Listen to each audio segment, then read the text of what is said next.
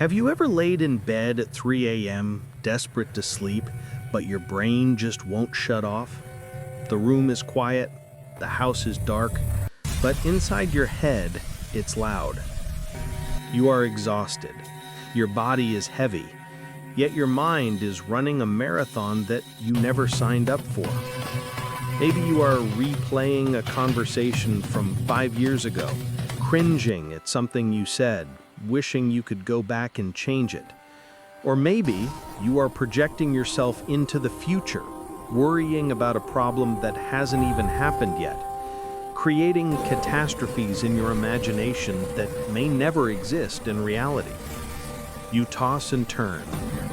You look at the clock, 3:15, 3:30. The anxiety builds. This is what the Buddhists call the monkey mind. It is restless, capricious, and whimsical, swinging from one branch of thought to another, never staying still. You are physically present in your bed, or at your desk, or driving your car, but mentally, you are living in a prison of your own thoughts. We assume that thinking is always good. We are taught that to solve a problem, we must think about it. But what happens when the thinking becomes the problem?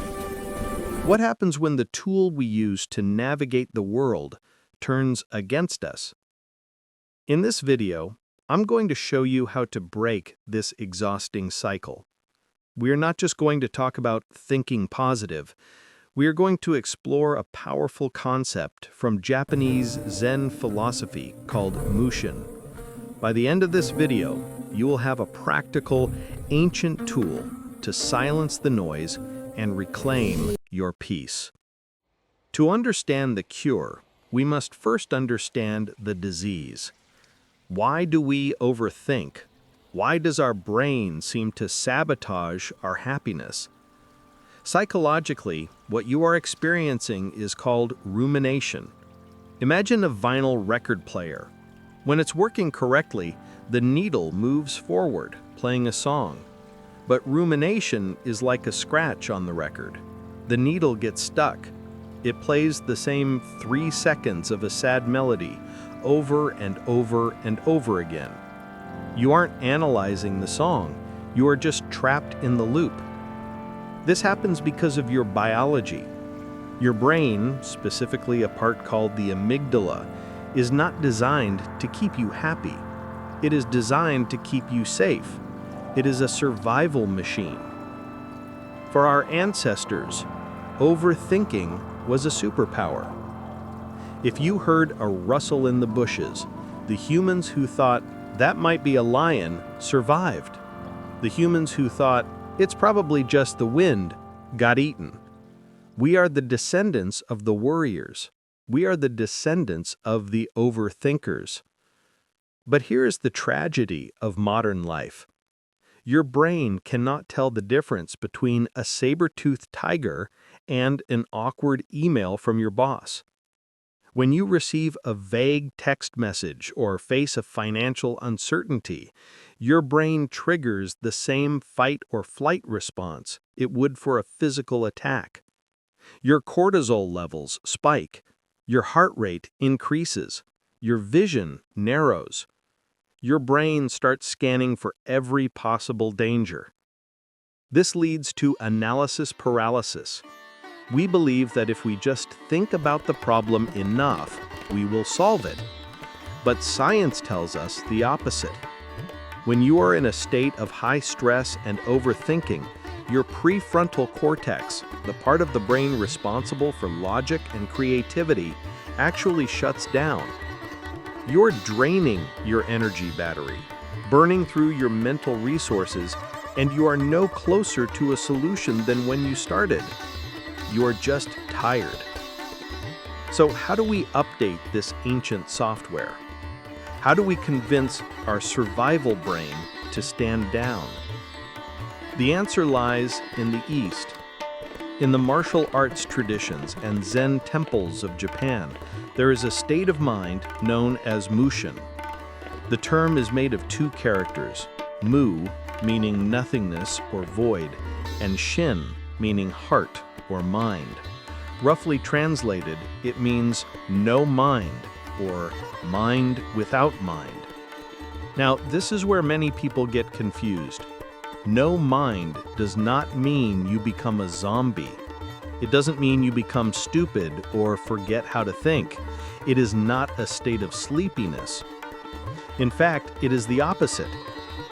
Mushin is a state of hyper-awareness. It is a state of pure presence. Think of the ancient samurai. In the heat of a sword duel, a samurai cannot afford to overthink. If he stops to think, I wonder if he will strike left, or I hope I don't look foolish if I fall, or what if I lose this fight? In that split second of hesitation, he is struck down. To survive, the samurai must enter Mushin. He must remove the gap between thought and action. He doesn't think about striking, he simply strikes. The mind is clear, like a still pond reflecting the moon. If the pond is churning with waves, which are your thoughts, it cannot reflect reality clearly. But when the water is still, it sees everything perfectly. In Western psychology, we might call this the flow state, a concept popularized by psychologist Mihaly Csikszentmihalyi. It's what athletes feel when they play the perfect game. It's what artists feel when the paint just seems to move itself. For us, in our daily lives, Mushin is the art of living without the filter of fear, judgment, and hesitation. It is the ability to walk through your day without the constant commentary of the narrator in your head. It is the freedom from the burden of yourself. Before we dive into the practical technique to trigger this state, because yes, it is something you can train, I have a quick question for you. When you find yourself overthinking, where does your mind usually go? Do you tend to replay the past, full of regret, or do you tend to fear the future, full of anxiety? Let me know in the comments below. Are you a past dweller or a future worrier? I read every comment and it helps me understand what videos to make next. And if you are looking to master your mind, understand your psychology, and find genuine peace in this chaotic world, consider subscribing to The Inner Mind. We are building a community of people dedicated to growth and wellness, and I would love to have you on this journey with us. Now, let's get practical. How do you achieve Mushin when you are stressed out on a Tuesday afternoon? You cannot force Mushin. This is the paradox. If you try to force your mind to be quiet, you are just adding more noise. You are shouting at your brain to shut up. It's like trying to smooth out choppy water with a flat iron. The more you push, the more waves you create. Instead, we use a technique I call the river observer. I want you to try this with me right now, or the next time you feel the spiral of overthinking beginning. Step 1 is the anchor. You need to step out of the chaos and find a stable point. Usually the breath is the best anchor.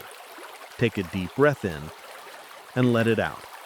Don't try to change your breathing. Just notice it. Feel the air entering your nose. This simple act tells your amygdala, we are safe, we are breathing. Step 2 is labeling. As you sit there, thoughts will rush in. I need to pay the electric bill. Why did she look at me like that? I'm wasting time. Normally, you would grab that thought and start analyzing it. Instead, I want you to simply label it. If a worry comes up, mentally say, thinking. If a memory comes up, say, remembering. If a judgment comes up, say, judging. By giving the thought a boring, neutral label, you strip it of its emotional power. You are acknowledging it without engaging with it. Step 3 is the river visualization. This is the path to Mushin. Imagine you are sitting on a grassy bank beside a wide, gently flowing river. The water is cool and clear. Now imagine that every thought you have is a leaf floating on the surface of the water. Here comes a thought about work. Visualize it as a brown leaf. Watch it drift into your view, float in front of you, and then slowly drift downstream until it disappears around the bend. Here comes a thought about your relationship. It's a green leaf. Watch it arrive and watch it leave. Most of us, when we overthink, we jump into the river. We try to grab the leaves. We swim after them. We drown in the current. Mushin is staying on the grass. You see the leaves, you know they are there, but you do not get wet. You are the observer, not the participant. When you practice this, even for 5 minutes a day, you cultivate a gap, a space between you and your mind. In that space, there is peace. In that space, there is clarity. In that space, you are free. Achieving the state of Mushin is not a magic trick. You won't become a Zen master overnight, and that is okay. The mind is a muscle, and just like you go to the gym to train your body, you must use techniques like this to train your mind. There will be days when the river is raging and the current is strong. There will be days when you fall in. Forgive yourself, climb back onto the bank, and start watching the leaves again. Remember, the goal isn't to never have thoughts. That is impossible as long as you are alive. The goal is to stop your thoughts from having you. You are not your thoughts. You are the sky that holds the clouds. The clouds come and go. Some are dark, some are fluffy, but the sky remains untouched, vast, and blue. Start today. The next time you feel the spiral starting, remember the river. Sit on the bank, breathe, and let the water flow.